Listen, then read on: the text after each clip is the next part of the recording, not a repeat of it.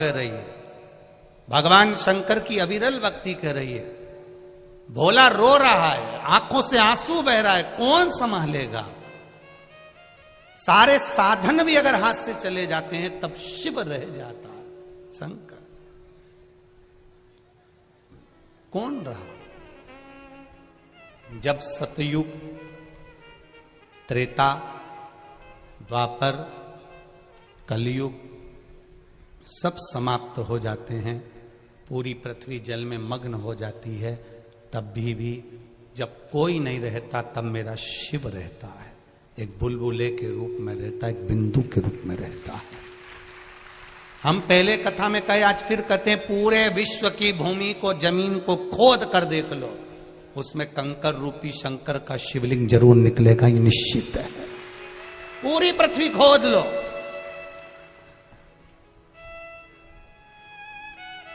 सारी मूर्तियों के निर्माण बाद में हुए हैं, पर शंकर भगवान तो प्रथम में है। ना जाने कितने सतयुग, ना जाने कितने त्रेता, कितने द्वापर, कितने कलयुग निकल गए, तो भी मेरा शिव है और मेरा ओघड़दानी रहेगा, वो निश्चित है और रहना है उसको।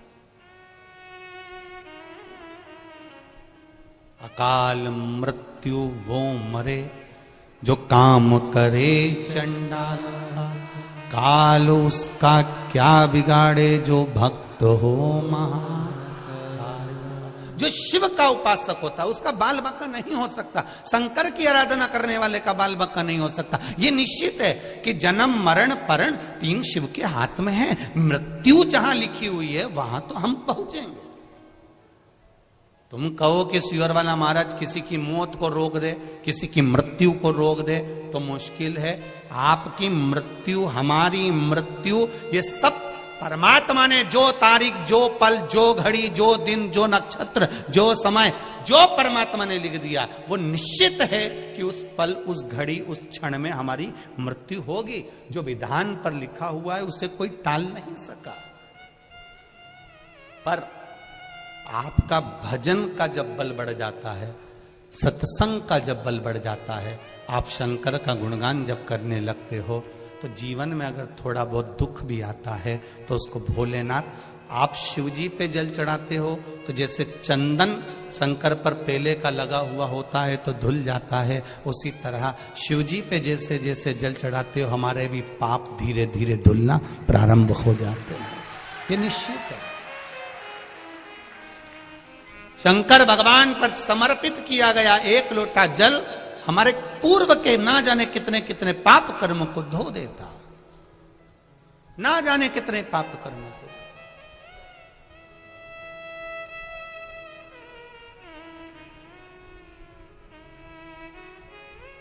आप चलकर आए हो, कोई 80 किलोमीटर, कोई 100 किलोमीटर, कोई 150 किलोमीटर, कोई 200 किलोमीटर, ना जाने कहां से कथा सुनने आए हो, कोई 30 किलोमीटर, कोई 50 किलोमीटर।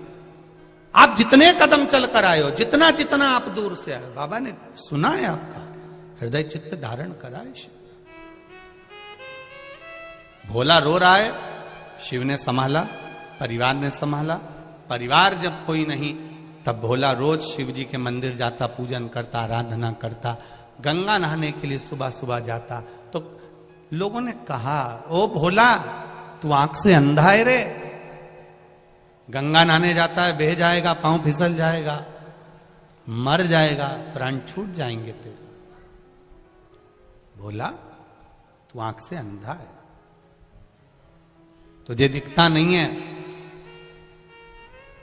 ए भोला तुझे दिखता नहीं है, पांव फिसल जाएगा तेरा, तू मर जाएगा, पानी में गिर जाएगा, गंगा में डूब जाएगा।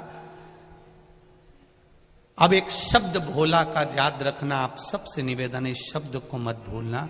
भोला कह रहा है कि मुझे नहीं दिखता पर मेरे महादेव को तो दिखता है। भोला कह रहा है मुझे नहीं दिखता पर मेरे महादेव को तो दिखता है। एक बात आप लोगों को कही थी अभी रायपुर की कथा में, अंधे व्यक्ति की हड्डी कभी नहीं टूटती गिर के, आंख वाले टूटते फूटते रहते हैं। भगवान ने तुम्हारी इतनी बड़ी बड़ी आंख दी उसके बाद भी गड्ढे में गिरी जाते हैं, और अंधा व्यक्ति नहीं गिरता। क्यों? अंधे के पास में एक डंडी रहती है, उससे वो टेक टेक कर देख कर संभल कर चलता है। भले आंख नहीं है पर डंडी से छू छू कर संभल कर चलता है।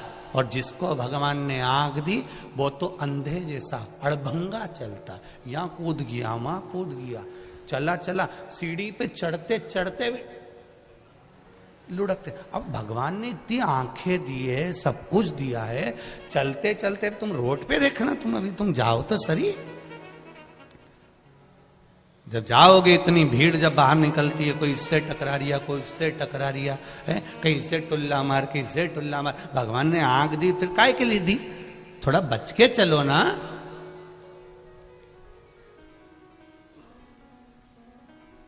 रोज हम निवेदन करते हैं, गले में सोने की चेन होगी, रकम होगी, जेब में पैसा होगा तो चोर की नजर जरूर होगी, सुंदरता होगी तो लुच्चों की नजर जरूर होगी, और अगर शंकर की भक्ति होगी तो महादेव की नजर जरूर।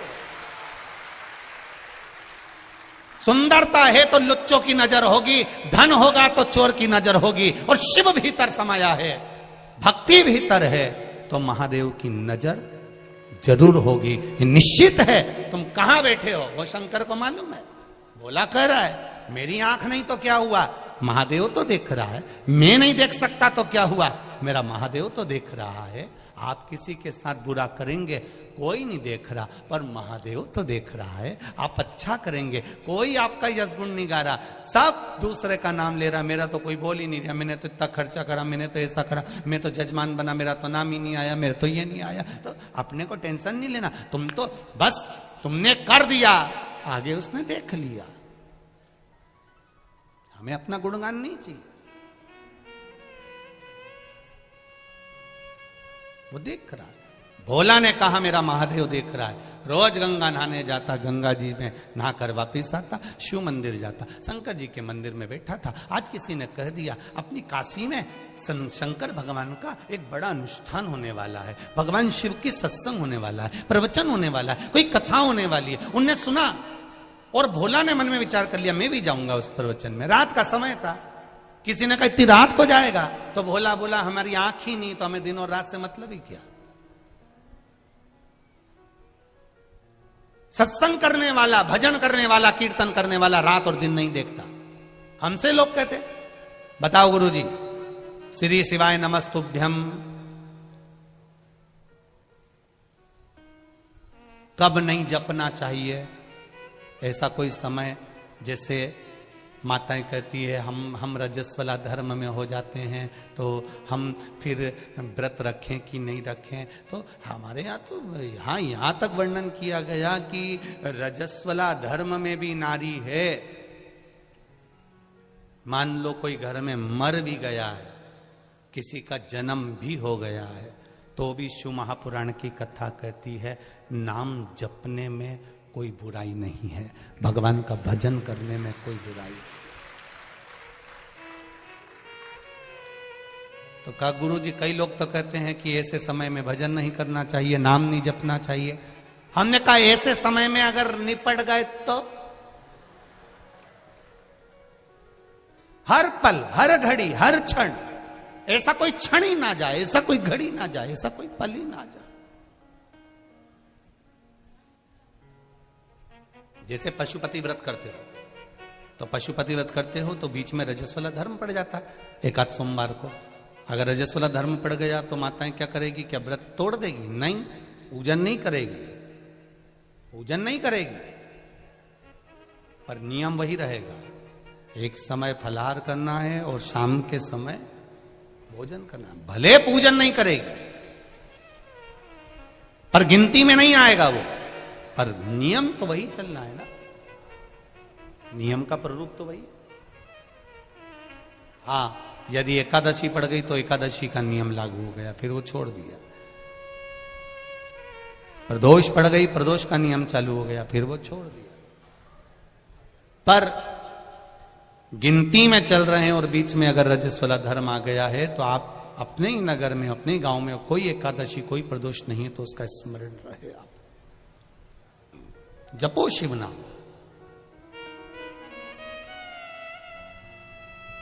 कहा मैं सत्संग में जाऊंगा तो किसी ने कहा रात में तो भोला कहता है मेरी तो आंखें नहीं, दिन और रात मेरे लिए बराबर है। भगवान की भक्ति के लिए कोई समय नहीं होता कि सुबह ही भगवान का भजन करना पड़ेगा, कि शाम को ही भगवान का भजन करना पड़ेगा, कि रात्रि को, कि दिन में। शंकर भगवान की आराधना के लिए कोई समय नहीं है। भगवान विष्णु के बैकुंठ में पट, कपाट, दरवाजे, खिड़की सब हैं। ब्रह्मा जी के मंदिर में, ब्रह्मलोक में कपाट, खिड़की, दरवाजे सब हैं। इंद्र के मंदिर में, इंद्रलोक में सब कुछ है। ब्रह्मलोक में दरवाजे हैं, बैकुंठ लोक में दरवाजे हैं, पर मेरे कैलाश पर जाकर देखना कोई दरवाजा नहीं है, चारों तरफ से खुला हुआ है, सब जगह से।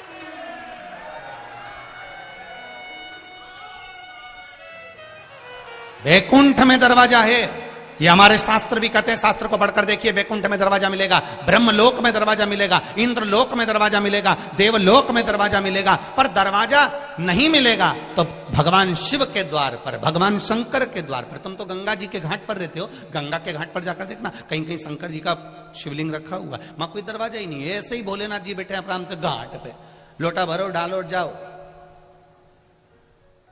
और लोग गंगा जी नहाने के वाले गीले कपड़े से लोटा भर भर के भगवान शंकर को चढ़ा चढ़ू के वो जा रहा है। शंकर जी भी कह रहे ऐसी खुश रहो, बस आनंद हो, कोई दिक्कत नहीं, दिखावा मत करो, बस अड़भंगा है मेरा शिव। शिव के पास में दरवाजा नहीं है, शिव के पास में द्वार नहीं है, शिव के पास में खिड़की नहीं है। किसी ने पूछा भोलेनाथ जी तुम्हारे यहां दरवाजा नहीं है, दरवाजा बंद नहीं करते? शंकर भगवान बोलते हैं घर की मां, घर का बूढ़ा बाप दरवाजा बंद कर कर नहीं सोता, उसको मालूम है बेटा कभी भी आवाज लगा देगा तो मां बाप को दौड़ कर आना पड़ेगा।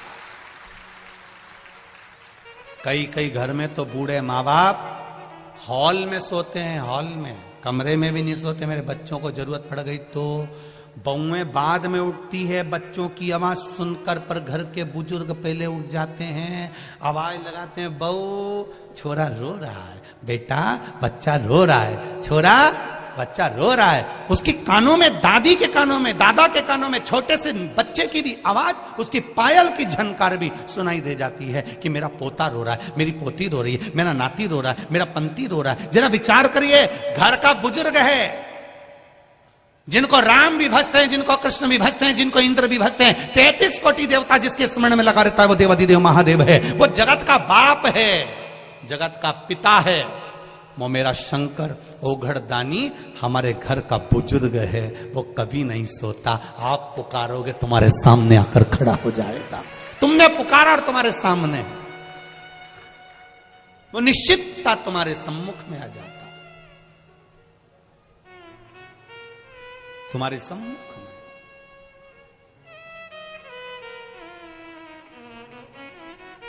शंभु शरणे पड़ी, मांगू घड़ी रे घड़ी, दुख काटो दया करी ने दर्शन,